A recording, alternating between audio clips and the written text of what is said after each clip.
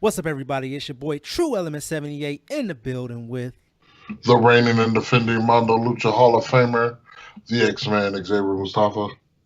I'm the infamous narcissist, the natural Chris Black. and today is March 8th, and we're here with we're here to bring you guys your roundabout, your speed bump, your what is WWE calling this crap that they're putting on Sunday? Fastlane. Fastlane. This shit is so Waste of pedestrian. time. Yeah, it's so pedestrian, y'all. This is the Sunday drivers fast lane, I guess. They're definitely not in the hammer lane this Sunday, but we're gonna get into it and give you guys our predictions.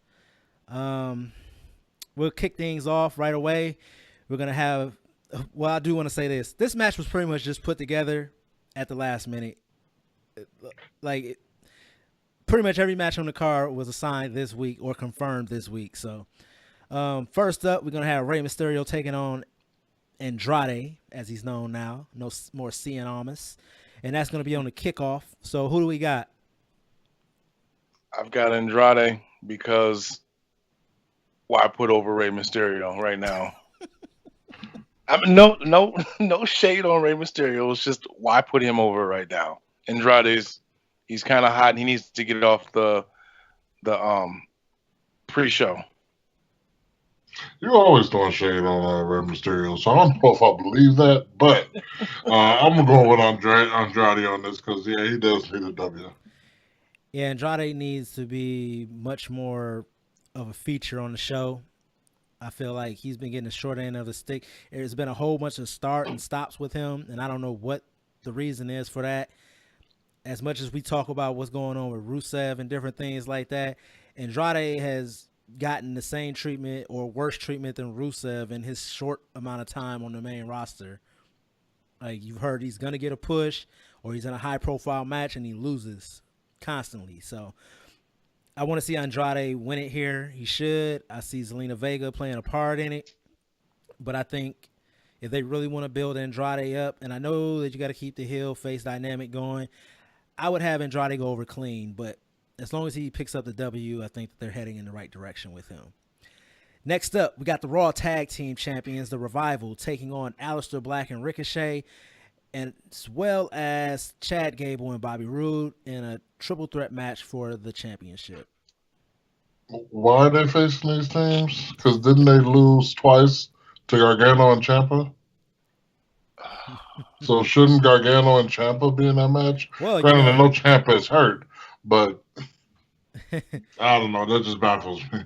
Yeah, they've done a really good job burying the Revival the last 3 weeks.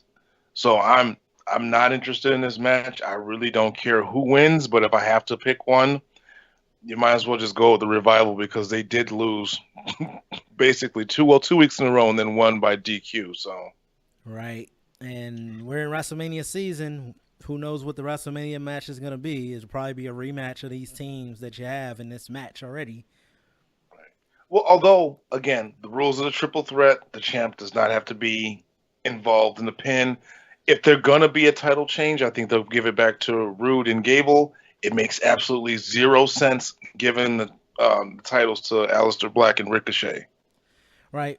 And also, I really hate triple threat tag team matches because the rules are very suspect to me. I've never liked fatal 4-way tag team matches. I never liked any multiple team match like this. Tag anybody in or whatever, but I'm actually gonna go with Chad Gable and Bobby Roode taking the championship back. Why not? Next up, Xavier, did you give your prediction? Hashtag top guys. Next up, we got the SmackDown Women's Championship on the line. We got Asuka taking on Mandy Rose. Is there any doubt in this match that Asuka is not going to destroy Mandy Rose? This is going to be a pay-per-view where if you really haven't been hydrating yourself, this was the perfect pay-per-view to start off with like a 2 liter of water as soon as the show starts and like just go and piss as much as you can. Just as many piss breaks as you can try to fit into a 3 or 4 hour span and try and see. Call up Guinness, let them know you're going for the record. Because pretty much this entire card is a long piss break. Okay. You just do your laundry for the week. I'm so they've done Asuka so wrong because I don't care about this match, and I really am concerned about what Asuka's going to do for WrestleMania. She's going in straight up cold. I mean, she's Sub-Zero cold.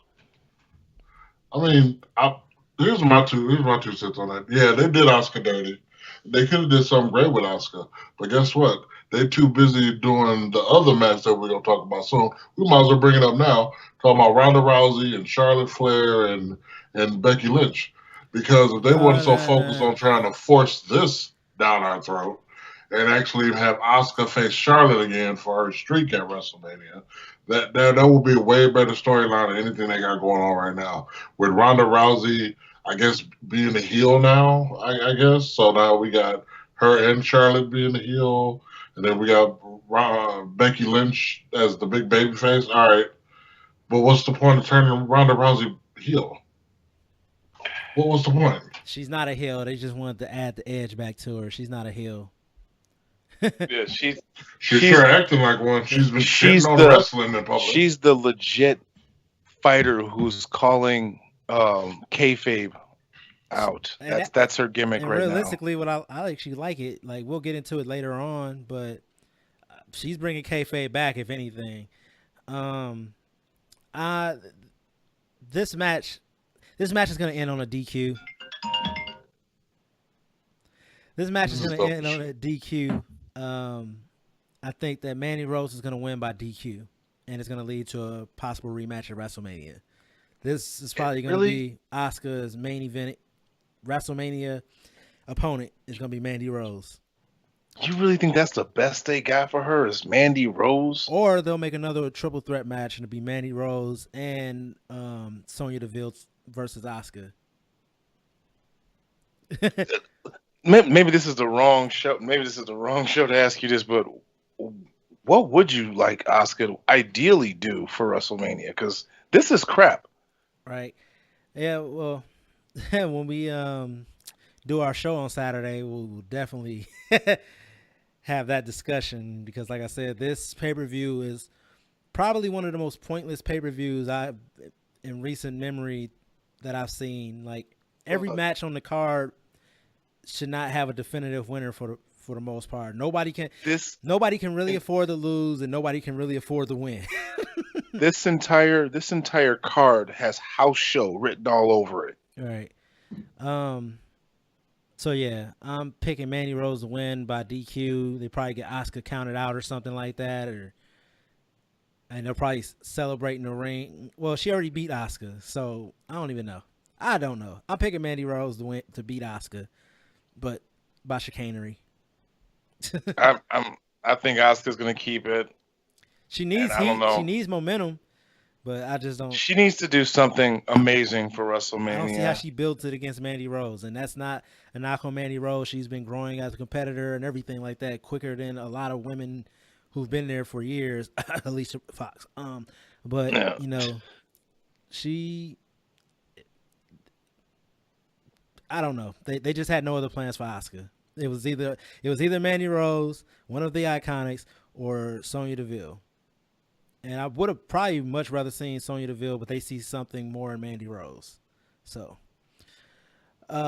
next up, we got the women's tag team champions, the Boston Hug Connection of Sasha Banks and Bayley taking on Nia Jax and Tamina. How many times in some way, shape, or form have we seen these four women wrestle each other? I mean, 2018 time. I mean, oh my God! Maybe this pay-per-view should be called Deja Vu. I mean, I'm sitting there thinking about all the different tag teams that they can put in there, and they decide to go with what they went with for the past 3 years on the women's roster. You know what? The funny thing is, this is the one match where I feel like the titles will more than likely change hands, and I'll explain why. I think I'm gonna go with Nia Jax and Tamina for the win because I think that this way they can kind of get the Sasha Banks Bailey WrestleMania victory, but they already got the title, so they can't get that unless they lose it. But then, do you really want to? Just because I have no faith in WWE booking right now, do you really want to have the newly women's tag titles kind of go back and forth between two teams within like 3 months? No. Will they do it? Probably. I mean, they just did that with one of their secondary titles. Yeah. So. Oh, actually, both of their secondary titles. We just seen the Intercontinental Championship change like 4 times. We just seen the U.S. Championship change 4 times. It's I think no longevity with these champions anymore. I think there's a strong possibility that I'm going with Nia and Tamina with this match. Unfortunately, I'm going with them. Again, I see this being a DQ with Sasha and Bailey retaining. Unless I'm going with dinner because I'll probably be cooking dinner.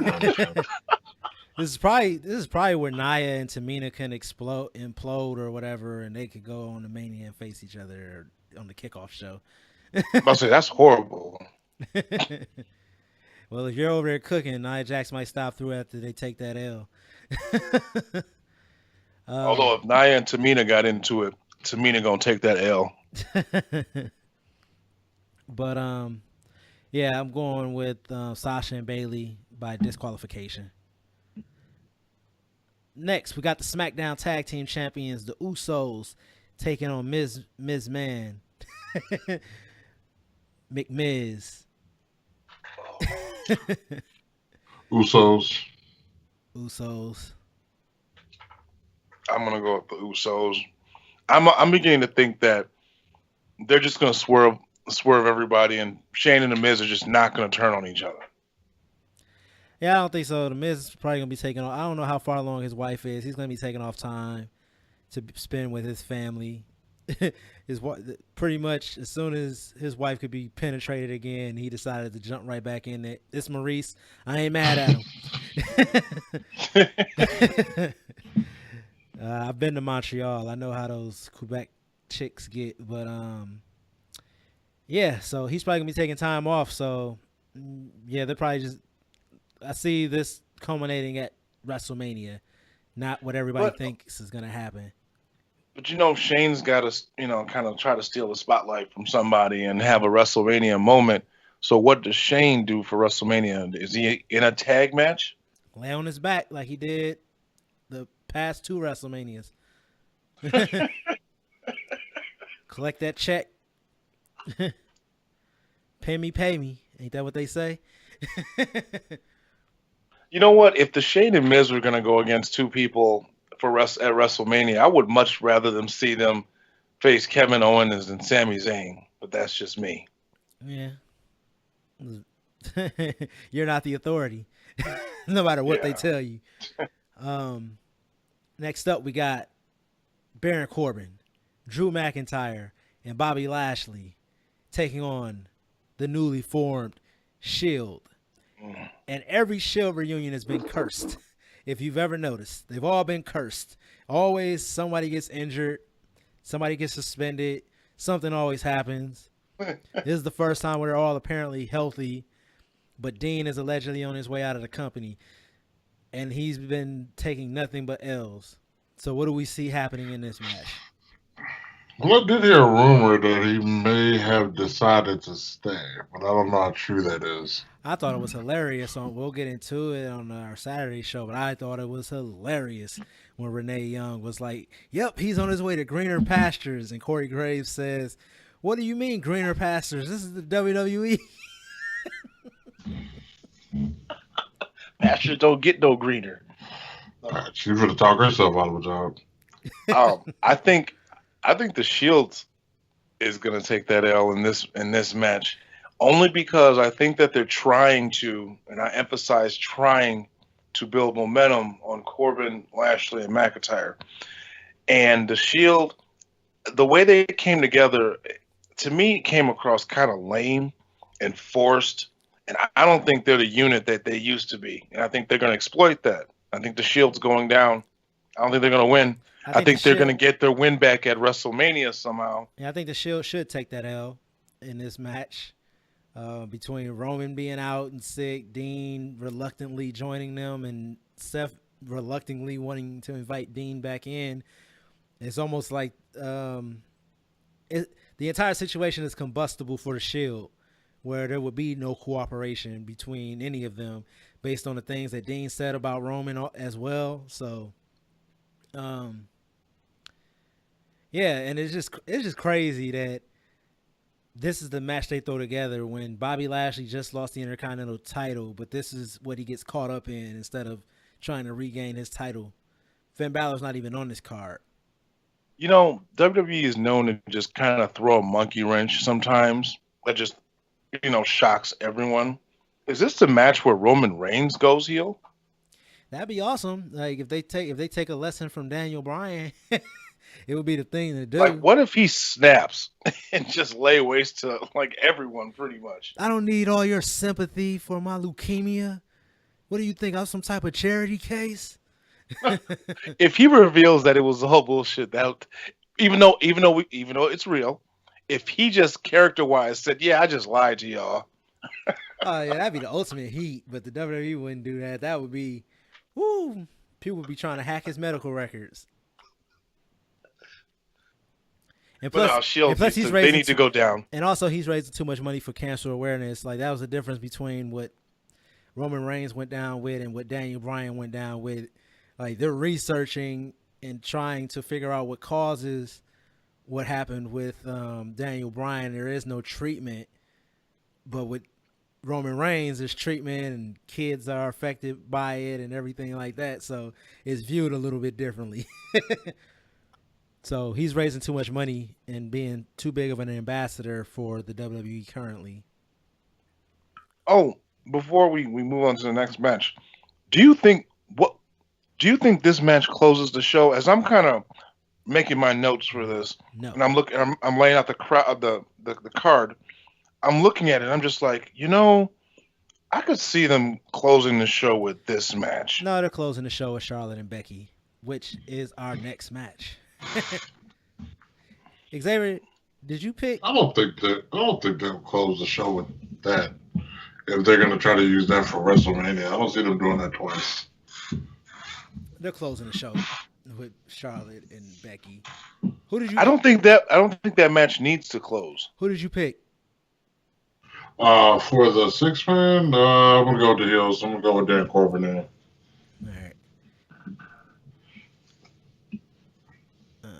All right, so next up we got Charlotte Flair versus Becky Lynch. If Becky wins, she gets added to the Raw Women's title match at WrestleMania.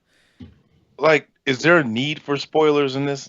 Like, I think we all know what's going to happen. I really want the WWE to just really swerve everybody. We got 3 weeks between this and Mania. I want Becky to lose because if you look at it, Charlotte really doesn't have any heat right now. She's the fifth wheel in this. She had it.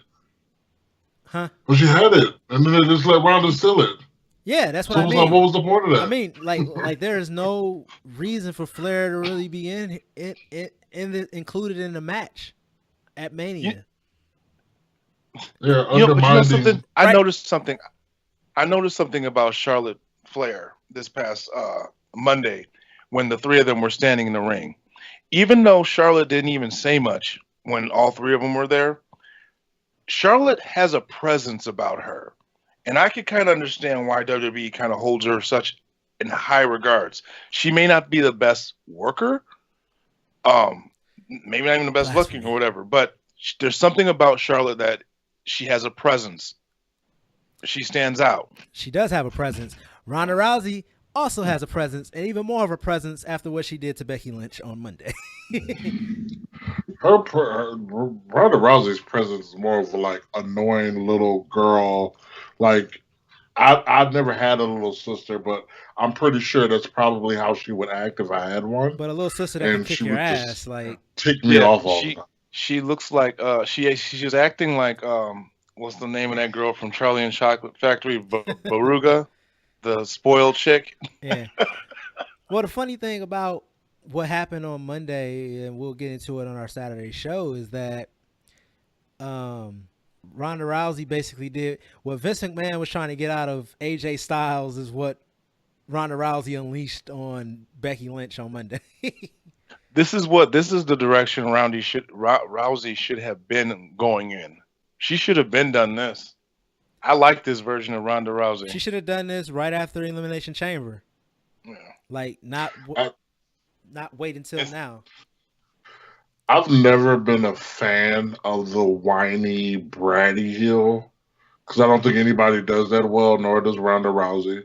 But I think she should have had this edginess and aggression from the get go. Because like right now, I'm like, okay, I don't buy it. She should because first of all, because you're supposed to be. Go ahead. Right, you're supposed to be the baddest woman on the planet and all that stuff. You just now pulling this aggression out, but it's because you're upset that you're getting booed by the fans because they're not buying what you're selling, and Becky's more over than her. Yeah, that's my only complaint about the entire thing, is that instead of trying to have competitive matches with everyone, up to and including Bliss, I'm not gonna say her first name, up until including that, you should have been getting the Goldberg treatment. You should have just been a buzzsaw through everybody. Yep. The only time I agree, except for Nia Jax. Yeah, except for that should have been what it was. But yeah, she should have destroyed Alexa Bliss. She should have destroyed all the people from I was gonna say the Phoenix Club. What are they called? The Riot Squad. The Riot Squad. All the people. But you're going to try to have competitive matches with, Bayley and stuff like that. Like, okay, I get it. Bayley's the star, but she should have destroyed her too. Yeah, I would have much rather seen Ronda come out there. Yeah, I would. You don't go. I would have much. You don't go from a UFC beating everyone in under a minute to WWE beating people in 15. Yeah, that's what I was gonna say. I would have much rather seen Ronda just buzzsawing through everyone, still trying to play the face. Like, what do you guys expect from me? I'm legit. I'm one of the baddest women on the planet or whatever. And then and you could have still told the same story that we're getting now with Becky and everything like that she's on the come up, and you keep all of those people separated. Charlotte could have still did her snapping thing that she did when she had the match, because even realistically, Charlotte Flair is built like the woman who beat Ronda Rousey for the first time or whatever. So that would have still been a competitive match. How you talk about Nia Jax, Charlotte versus Ronda should have been a competitive match, and Nia Jax versus Ronda should have been a competitive match. And as far as all of her opponents that she's faced, those should have been the only two that were competitive. that should have been competitive. I don't even think Flair should have been a competitive match.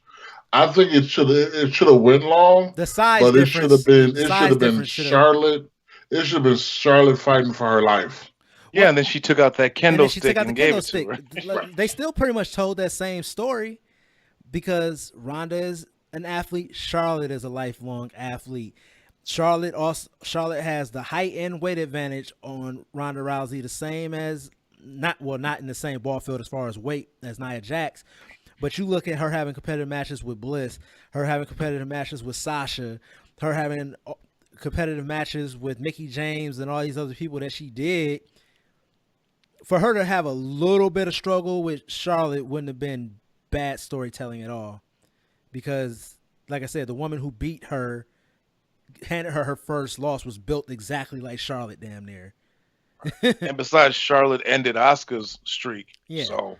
So I think that's the story that you tell. And then you still, like I said, you still have Charlotte snap with the kendo stick and everything, because she's like, I beat Asuka. What makes you more special than Asuka or whatever? And then she just like, okay, I can't beat this woman. Let me just kill her with this stick. But Charlotte Flair versus Becky. I want to go with Charlotte Flair. We got 3 weeks until Mania.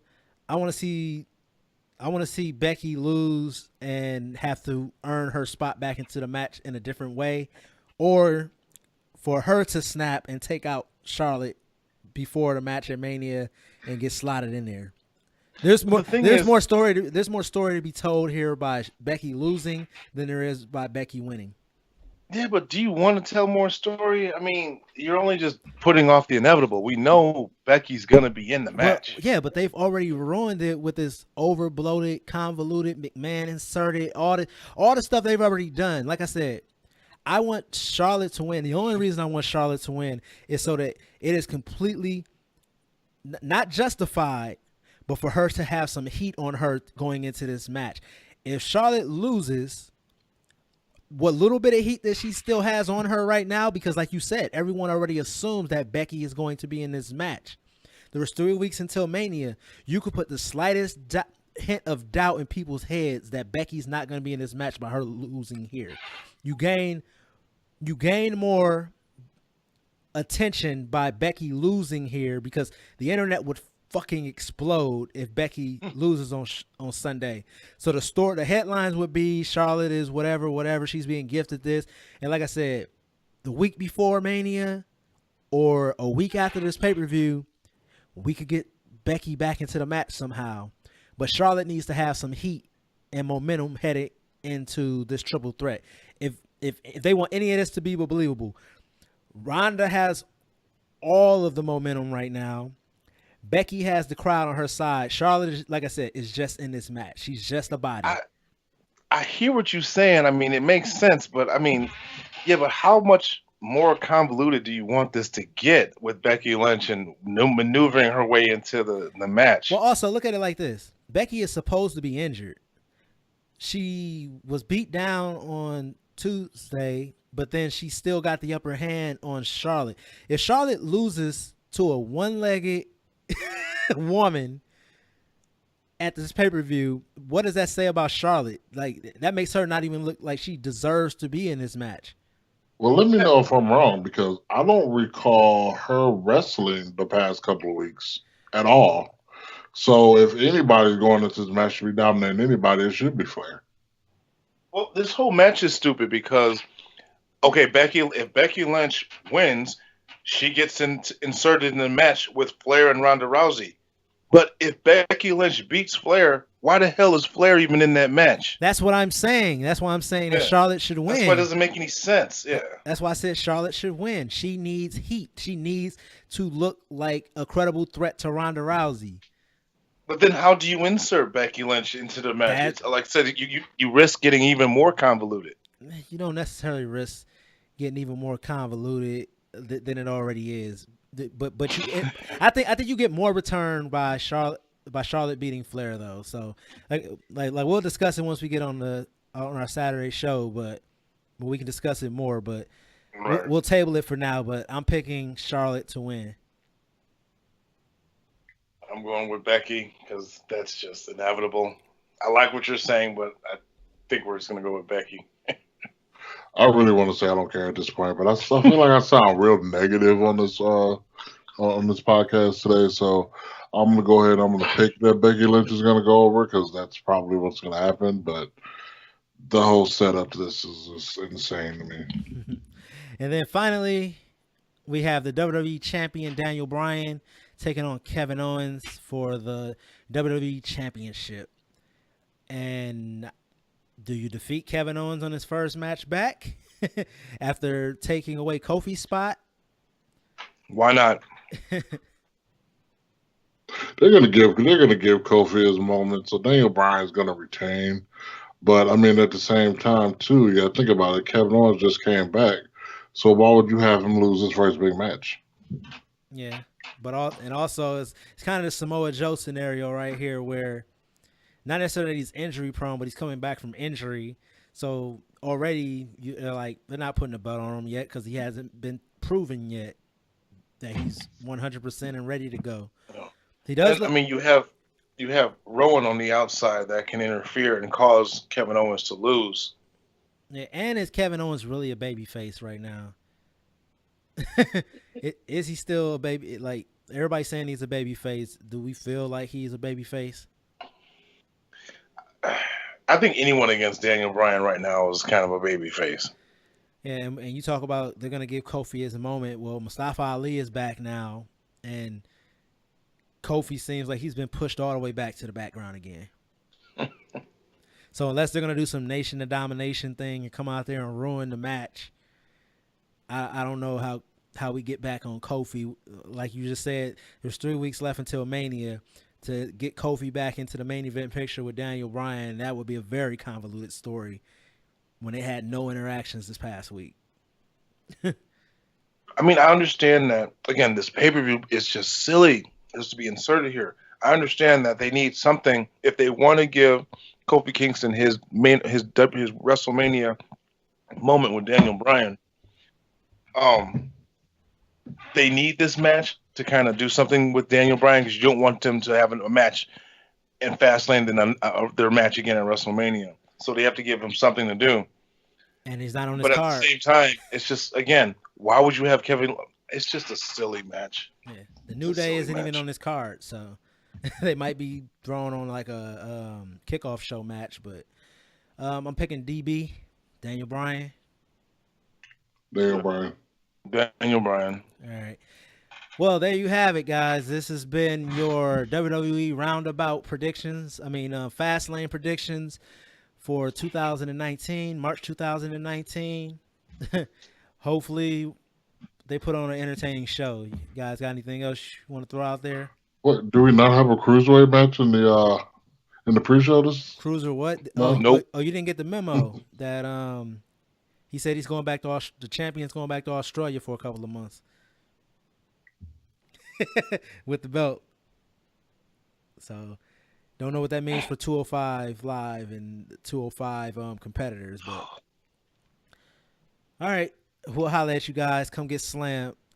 Peace.